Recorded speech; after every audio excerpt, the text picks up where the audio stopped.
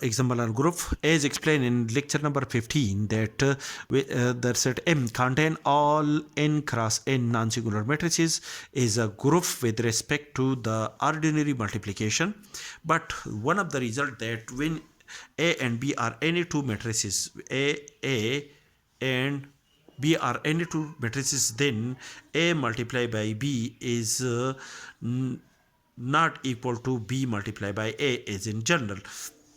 Therefore, according to this result, the A and B are any two non-singular n cross n matrices contained in the set M. But in general, A multiplied by B is not equal to B multiplied by A. Therefore, according to this property, the group M with respect to the binary operation a ordinary multiplication is not an abelian or commutative group.